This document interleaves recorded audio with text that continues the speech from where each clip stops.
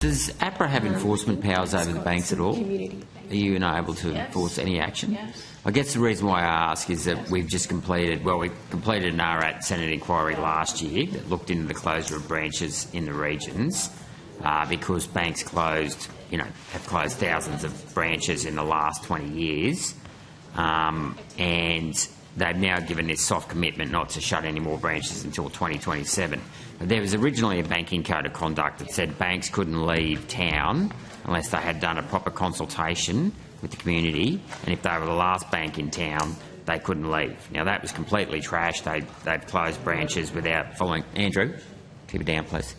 And they've completely disregarded the banking code of conduct. And basically, out of ARAT, we've got nothing out of this Senate inquiry.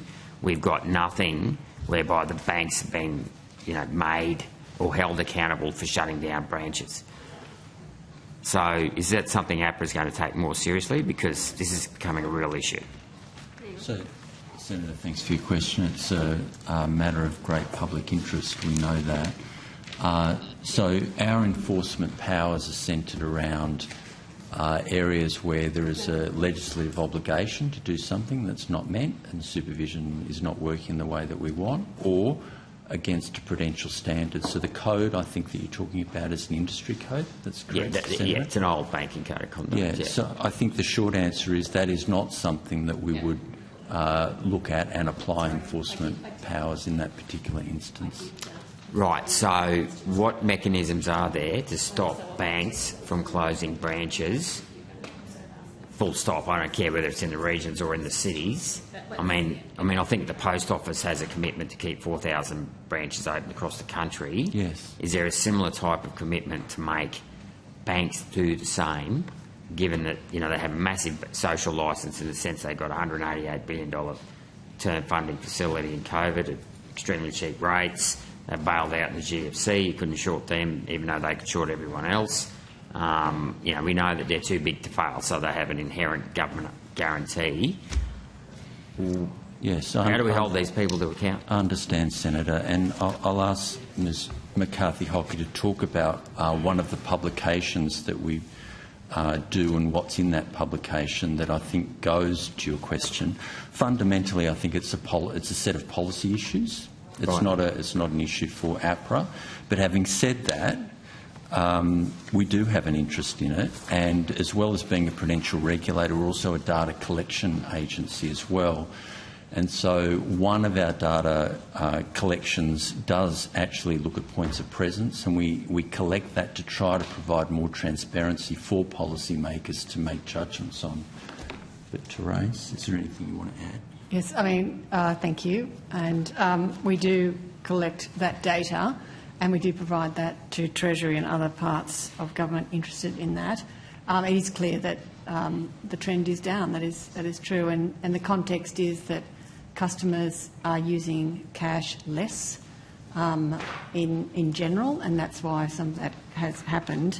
But we are seeing across 6 years, of sort of 7 years that we've been producing it, 44% reduction in major cities, 36% in regions, so a little bit less in the regions.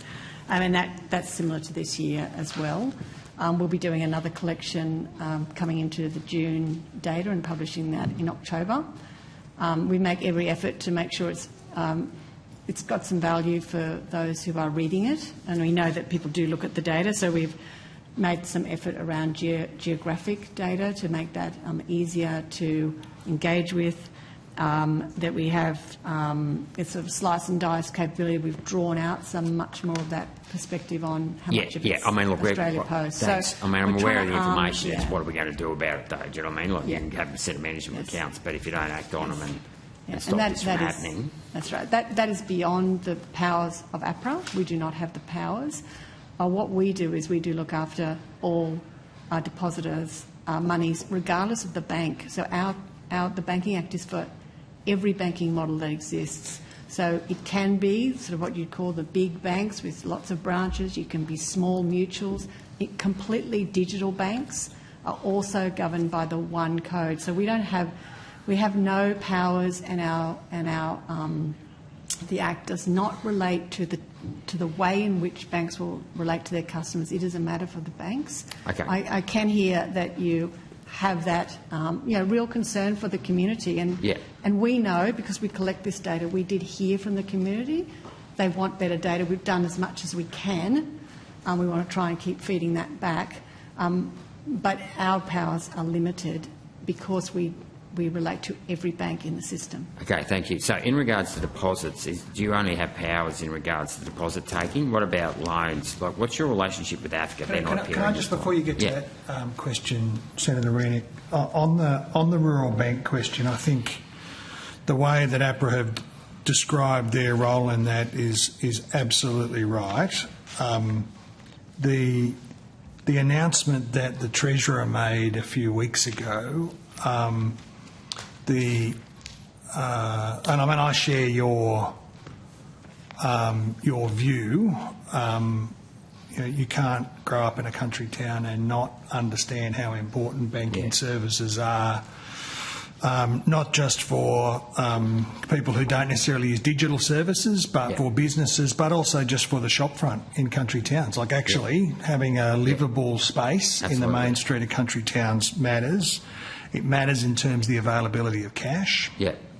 Like actually matters for those purposes as well. And 36% of rural bank branches closed over the course of the last decade.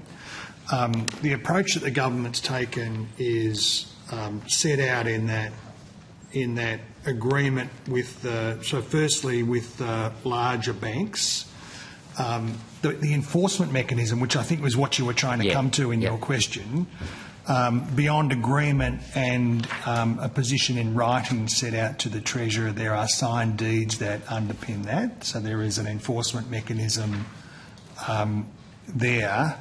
That takes us through to 2027. Right. The government will be watching this set of developments very carefully. Like the last thing you need is an alternative government not committed to these issues and then everything falling off a cliff in 2027. So we'll be watching these developments very closely. It is an important holding position that delivers that outcome. Sure. Then there are these other outcomes that are with Australia Post. And I think from memory, Suncorp and ANZ, but there's a series of arrangements there that have been reached. So it's not just those big deposit-taking banks, because you want to incorporate more sort of competition into the model. And thirdly, the government's reforms in terms of, the things that we have done, including the arrangements with Armaguard and others that were reached earlier on in terms of ensuring that rural banks have got access to cash. For all of the reasons that I think you and I share, it is a very important set of questions, but I think it's not a set and forget thing where this arrangement is reached and then it just keeps getting rolled over. This delivery of services, whether it's banking, whether it's rural air services, whether it's a range of these sort of commitments, we've got to keep these country towns alive. Yeah, exactly. Thanks, Minister.